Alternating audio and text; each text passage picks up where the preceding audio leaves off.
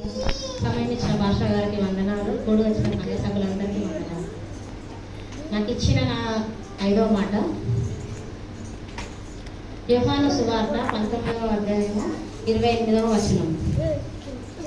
అటు తర్వాత సమాప్తమయ్యను, అప్పటికే సమాప్తమైందని యేసు ఎరిగి లేఖనములు నెరవేరినట్టు నేను దప్పికొనుచున్నాను అనెను. అటు తర్వాత సమాప్తమయ్యను, అప్పటికే సమాప్తమైనదని యేసు ఎరిగి లేఖనములు నెరవేరినట్టు నేను దప్పికొనుచున్నాను అనెను. అంటే యేసయ్యకు ముందే తెలుసు అన్నట్టు. లేఖనంలో రాసి ఉన్నట్టుగానే సమాప్తమైంది. ఇప్పటికీ అన్ని కొరడా దెబ్బలు కొట్టిండు, నన్ను కొట్టిరు కాబట్టి ఆయనను కొట్టి హింసించారు. ఒక్కొక్కరు 39 కొరడా దెబ్బలు కొట్టిండ్రు, ఆయనను బాగా హింసించారు. కొరడా దెబ్బలతో కొడుతుంటే ఆ చర్మం అనేది ఊసి మరి కింద పడుతుంటే రక్తము దారాలుగా అయిందన్నాడు. అప్పుడు ఆయనకు తెలుసు కాబట్టి సమాప్తమైందని అంటున్నాడు అన్నాడు దేవుడు.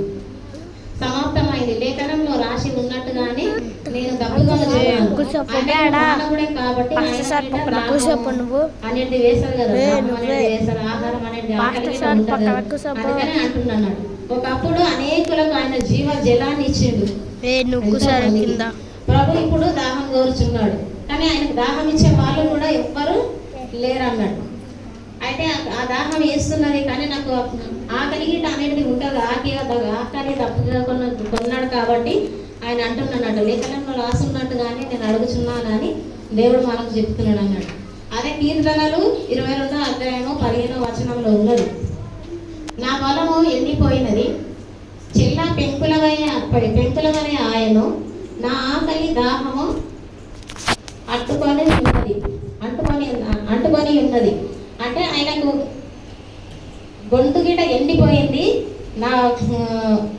నా పొలం ఎండిపోయి ఉన్నది, చెల్ల పెంకుల వలె ఆయన, నా ఆకలి దవడకు అంటుకొని ఉన్నది, నా నాలుక నా దవడకు అంటుకొని ఉన్నది అని కీర్తనలలో చెప్తున్నాడు అన్నాడు. అటు అయినట్టుగానే ఆయన అంత కొరడా దెబ్బలు కొట్టి అదైపోయినప్పటికీ కూడా మనం జరసేపు ఒక దెబ్బ పడితేనే మనం పేరు మీద ఎట్లా ఉంటుంది. అన్ని కొరడా దెబ్బలు కొట్టినాక గిట్ట ఏసయ్య అంత అదేదేని మన కోసం చివరి రక్తపు బొట్టు వరకు కూడా ఆయన మన గురించి, మన ప్రయాస గురించి, మన పాపములు అన్నీ కూడా క్షమించి మన కోసం నిలబెట్టాడు. కానీ అంతటి వారికి మనం ఉండాలని, మనం కూడా తెలుసుకొని తన అడుగు జాడలో నడుచుకొని ఉండాలని కోరుకుంటున్నాను. ఈ వాక్యం దేవుడు దీవించిన